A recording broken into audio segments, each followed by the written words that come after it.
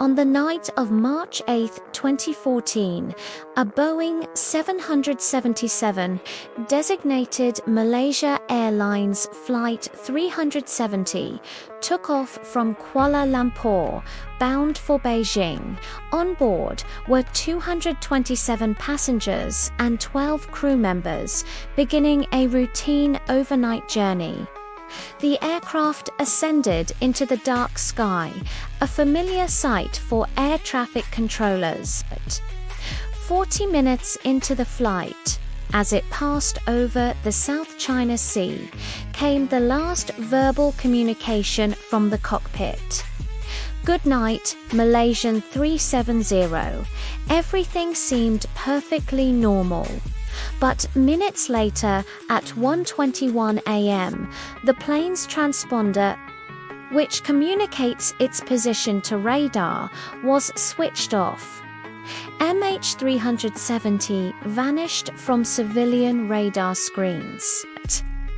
Military radar, however, tracked the plane for another hour. It deviated sharply from its planned northeasterly route, making a sharp turn back across the Malay Peninsula before heading out over the Andaman Sea.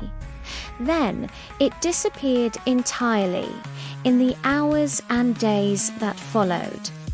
A stunned world watched as one of the most extensive and expensive search operations in aviation history began.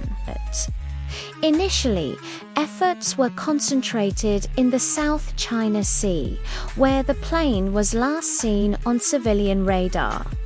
But when the military data was revealed, the search area shifted dramatically. First to the vast Andaman Sea, and then, based on faint electronic pings detected by a satellite, to the remote southern Indian Ocean. An international coalition of dozens of countries scoured millions of square kilometers of the ocean's surface and depths. Ships, submarines, and aircraft crisscrossed the desolate waters, battling treacherous weather and the sheer scale of the search zone. For years, they found nothing. The hopes of the families of those on board were raised and dashed with each passing day. Then, in July 2015, more than a year after the disappearance, a piece of aircraft debris, a flaperon, washed ashore on Reunion Island, thousands of kilometers from the primary search area. It was confirmed to be from MH370 over the next few years. More than 30 pieces of potential debris were discovered along the coastlines of Africa. This confirmed the plane had gone down in the Indian Ocean, but did little to pinpoint the exact crash site. The main wreckage and the crucial black boxes remained elusive. With no definitive crash site and no black boxes, theories began to swirl, filling the void left by the lack of evidence. Could it have been a catastrophic mechanical failure or an onboard fire that incapacitated the crew?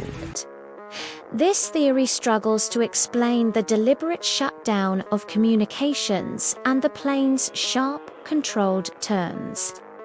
Another theory points to a hijacking, but no group has ever claimed responsibility and no demands were ever made.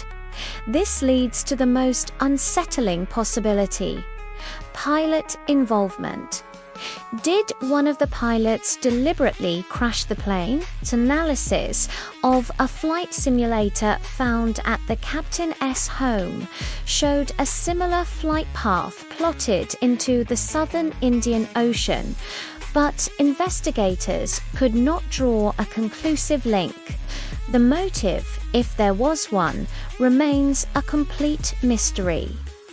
Today, more than a decade later, the official underwater search has ended.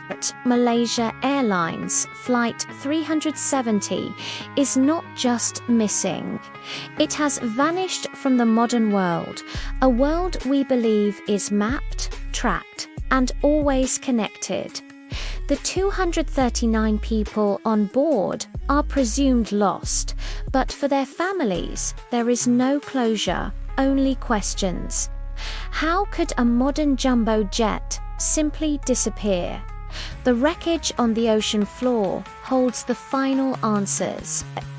But until it is found, the fate of MH370 remains the greatest aviation mystery of our time. It's a haunting reminder that even in an age of incredible technology, some secrets remain lost to the depths. Thank you for watching. If you found this story compelling, please consider subscribing for more explorations into the world's greatest unsolved mysteries.